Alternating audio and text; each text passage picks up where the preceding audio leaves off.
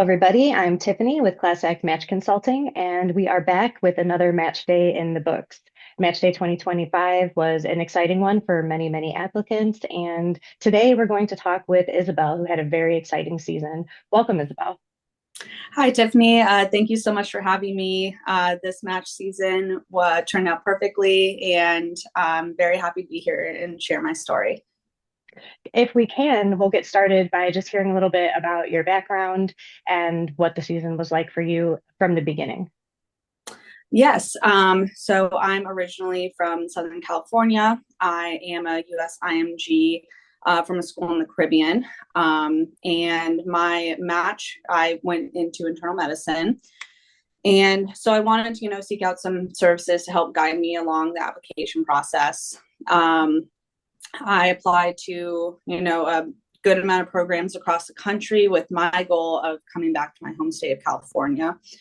And, through the process, I was really able to, see all the programs and make a plan for me. And eventually, achieve my goal of coming back to California and doing internal medicine. A little more background about myself. I love medical education. I was also heavily involved in research in medical school. And I felt like I wanted all those things highlighted on my application. I really wanted to explain that to programs. And I feel like through the application process, I was able to find a program that was perfect for me and luckily match at my number one program. And so it's definitely been a long journey, but one that I am thankful for and that I feel like, turned out exactly how I wanted to. So yeah. So if you think back to the very beginning of your process, what concerns did you have about going through the match? Did you have any red flags or anything that you were worried could hold you back from matching at your number one? I think I didn't have any red flags for, I guess, my application, but my biggest concern was, as an IMG student, and like coming from a Caribbean school, I, was worried, navigating that process and, being able to have programs, really look at me and, I wanted a way to stand out on my application. I guess that was my biggest worry going into the process. I also, with all the application materials and the timeline, I felt like I needed just that extra support in having someone that can keep me on track. And I guess that was another concern for me. So that's what really pushed me into looking at, services that can really help me along that way. And I'm very, very thankful that I did. Yeah, it was for me because we worked together directly. It was really a pleasure to learn your story and help you with your personal statement. In my opinion, you actually had a pretty distinctive background to begin with in order to be able to help you stand out. So, what I want to dig into a little bit more is what your applicant profile looked like. So, if you wouldn't mind kind of sharing, you mentioned that you were involved in research. So, a little bit about what research you were able to include, if you're comfortable sharing your step two Yeah. score. And even some of the personal details that we were able to capture in your personal statement, it would be awesome to talk about those too. Yeah.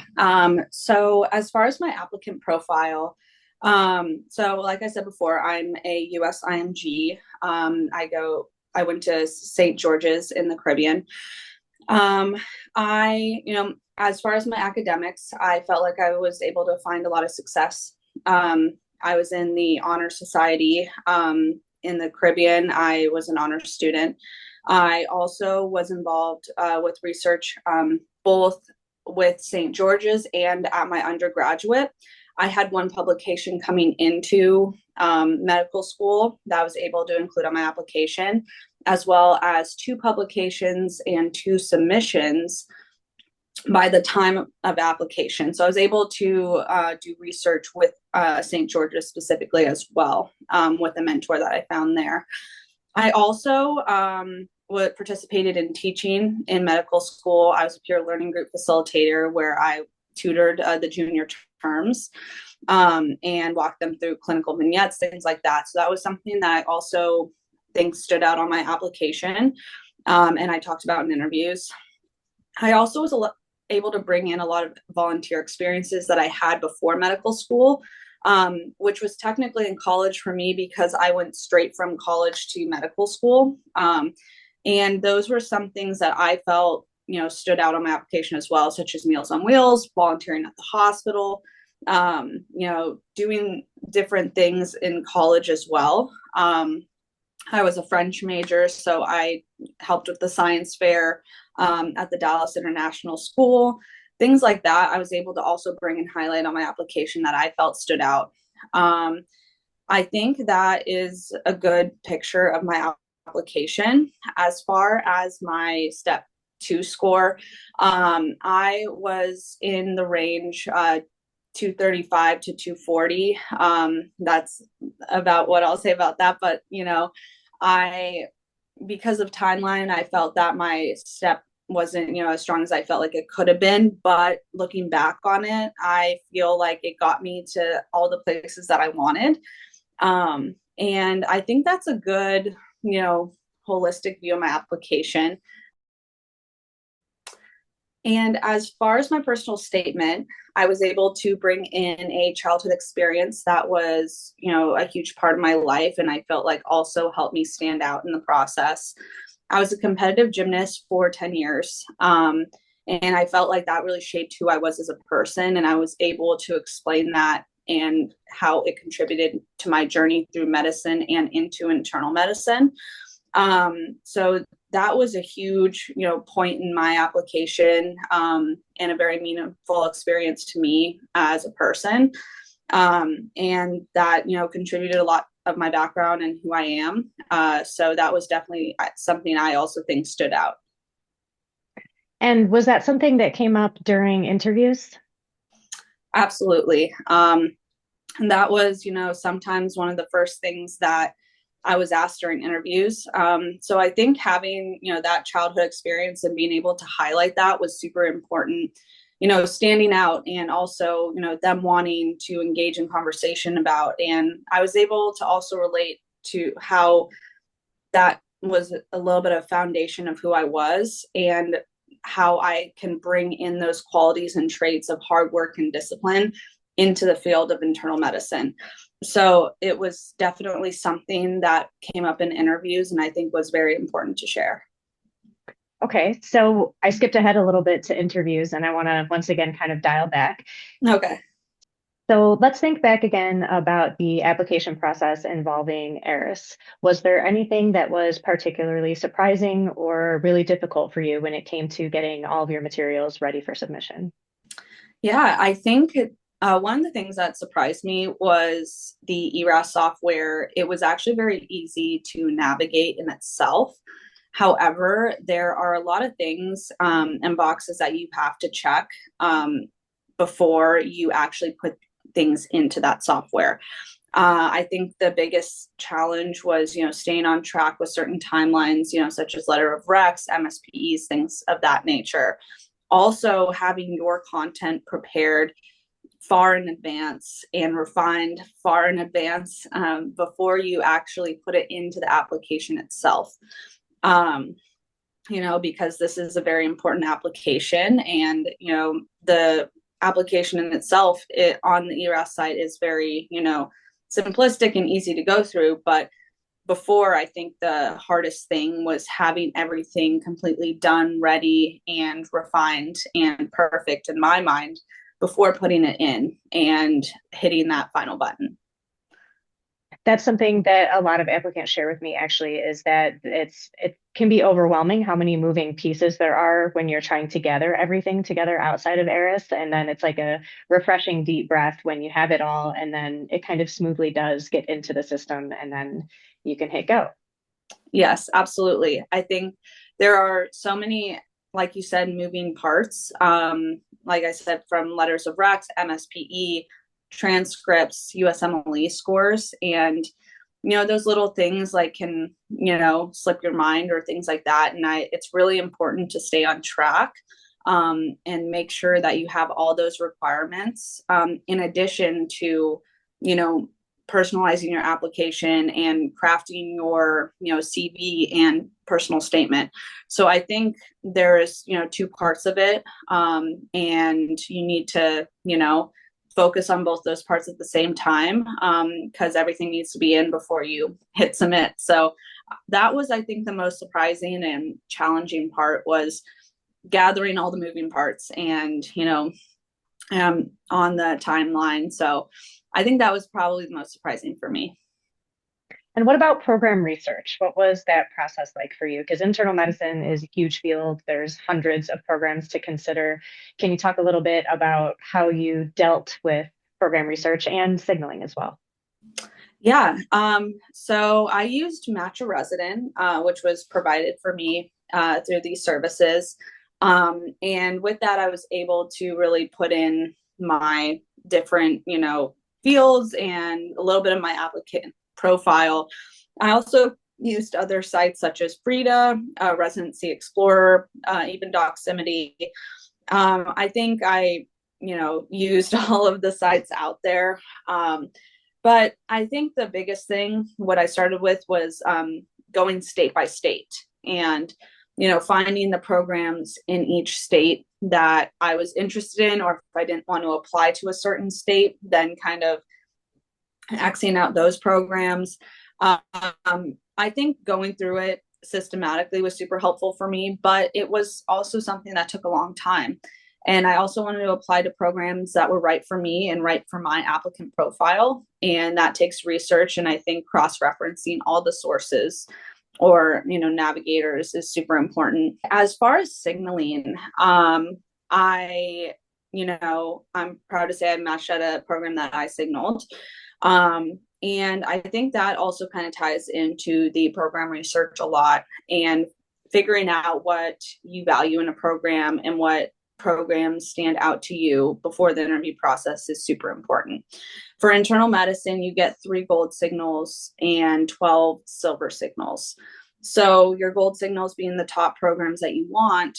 I, through program research, was able to select those programs that I really felt that I belonged at and that I saw, that potential in making me the best physician possible. Those were, and especially, being in my home state as well, those were the programs that I gold signaled. As far as the silver signals, what I did personally was I, split it between California and then out of state programs that really stood out to me that, I would want to go to. So I did 6 California programs I was highly interested in, and then the other 6 were out of state, across the other various states that I applied to. I do feel like signaling has a huge impact on interviews. I personally received interviews from almost all of my signals, including silver ones. Even throughout the application process, even towards the end, was still getting interviews from my signal programs. So I do feel like it is very important to select those programs wisely and, kind of dig deep, and if you could really see potential in them and that you really want them. Even sometimes if you think it's a reach, signal them, because it does have an impact on the interviews that you receive. As far as the programs that you signaled, did you do anything in addition to signaling them to indicate your higher level of interest? Yes. So I would say for all my gold signals and a few of my silvers, I sent letter of interest, expressing, not only how interested I was in the program, but certain details of the program that I could see myself flourishing in, and expressing my appreciation for those things and my desire to, take advantage of those opportunities. I think having a very personalized letter of interest does have an impact in the interviews that you receive, and it's really important to do. As far as, my pre-interview communication, that was what I decided to do. So definitely sent letter of interest. Also, any virtual meet and greets that those programs offer before interview season, I think, it's important to go to, and not only express your interest, but learn more about that program. So I think that had an impact, definitely. Also, after the interview, especially for those programs, I sent, an extensive thank you note and, expressing, what aspects of the interview that I really loved and, just, expressing my gratitude for having an interview, but, also expressing my motivation to be a part of that program. So I think that was very important in my experience as well. So thinking more about interviews and signaling, how many interviews total did you have, and how many of those were from your gold and silver signals? Yeah, so I received a total of 24 interviews.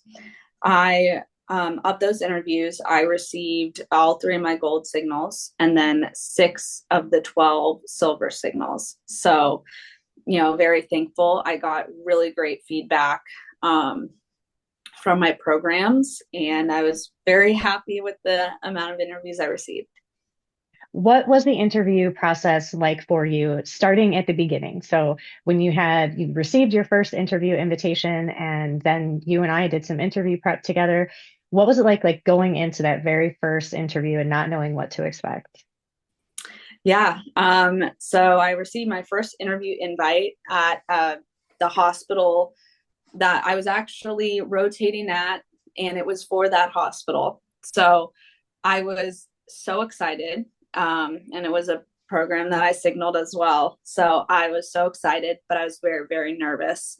Having not done an interview over the past years since medical school interviews, I was super nervous. And then we did three sessions of interview prep, which was super helpful for me. And I didn't realize, how important that is and how, you carry yourself, you explain your story. I think getting out those kinks was key going into that first interview. I won't lie, even after prep, I was, shaking a little bit going into that interview, but I even went over time talking to the program director at that interview, and I felt, just such a sigh of relief. And that first interview really set me up for the rest of the season, and I felt so confident going forward from that. Would you say that all of your interviews were really positive experiences, or did you have any that were not necessarily negative, but any that were a little bit different or strange, something that you didn't expect?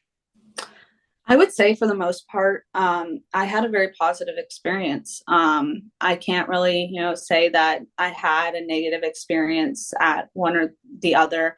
A lot of the structure of the interviews were similar for me. I felt that, you're meeting different people, and there's certain ones that are easier to talk to for you personally than others. But nonetheless, I felt, confident going into those conversations and able to carry myself well in conversations that, maybe weren't as free flowing.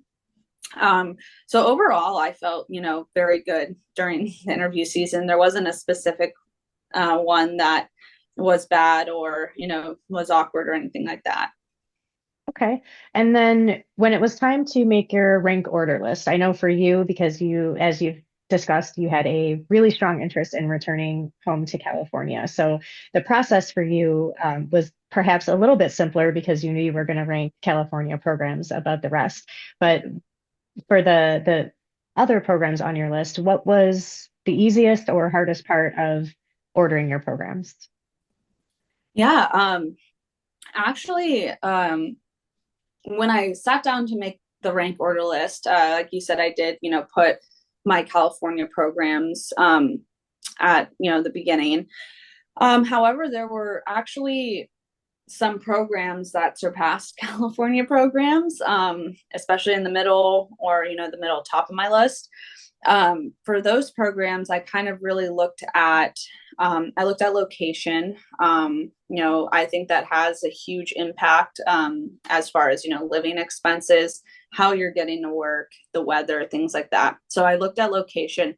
But another thing I looked at if I was to go out of state was the strength of the program and the resources that I would be provided for, opportunities such as research or fellowship or mentorship. Also in the sense that do they place people in fellowship back in California? That was something that was huge for me. So I looked at the strength, the overall strength of the program when it came to programs outside of California, strength and reputation. And that also comes, resources and mentorship. Really like, yeah.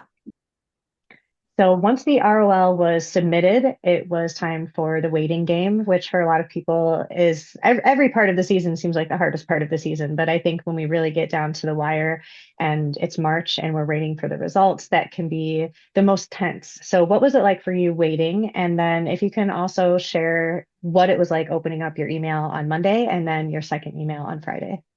Honestly, waiting in March, I submitted it probably like mid-February. And then in the beginning, I felt, relief, but the week going into the match week was a little anxious for me. And I didn't expect how, I guess, nervous I was to receive that first email.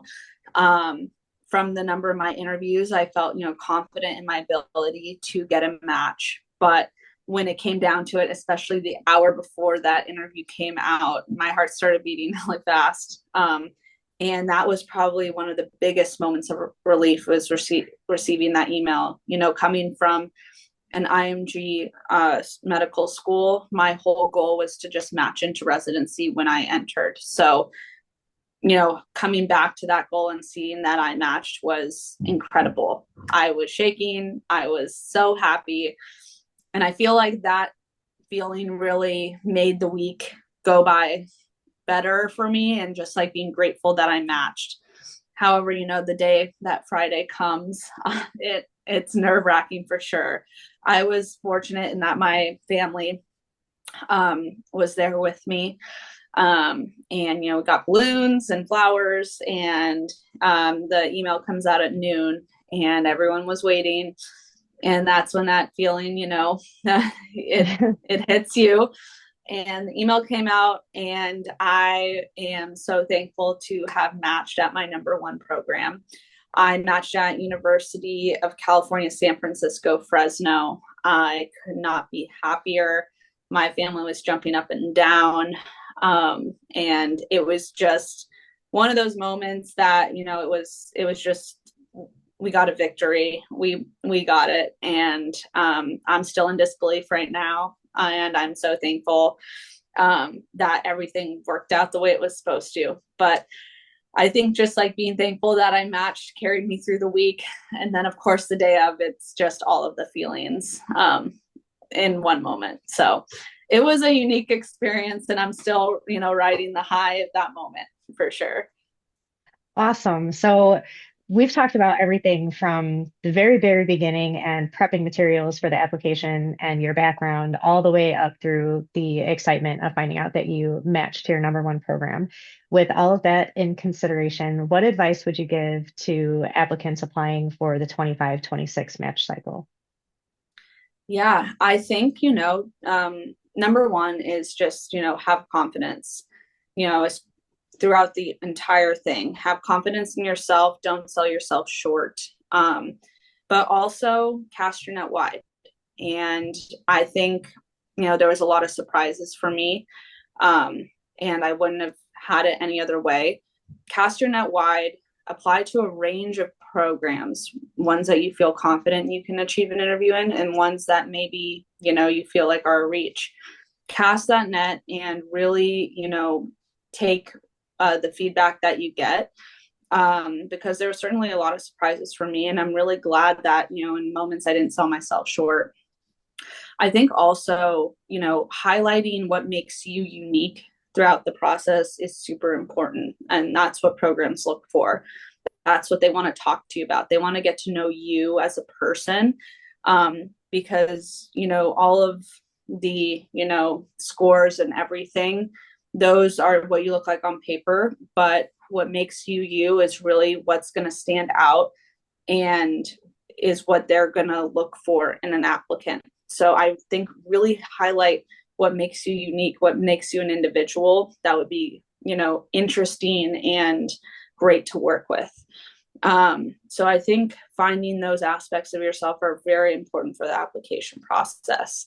I think also finding a way to highlight all of your experiences. Everything is important, all the way back from your childhood experiences. And, really, looking at your entire story, into how you got to where you are, and finding a way to incorporate that on your application is huge. I also am very, very thankful that I decided to, pursue a residency counseling service. I know that, everyone's journey is unique and that you may or may not want to. But for me, it really helped me keep everything on track, and really having that feedback before submitting was huge for me. It gave me so much confidence, so much relief, having someone to talk to about it that knew the process. So I'm very, very thankful that I went with Class Act, and, just all of the resources they provided me, and the structure, and just, having Tiffany to bounce ideas off of was huge in this process for me. So definitely, that was key for my success, I feel. And, the season was perfect, and I wouldn't have done it any other way. Well, thank you so much for sharing all of those details and everything about your background and what the process was like, and most especially the advice for this upcoming season's applicants. I want to once again congratulate you on a successful season and matching at your number 1 program. And of course, me and everybody at Class Act is wishing you a really, really successful PGY1 as an internist. Congratulations. Thank you so much.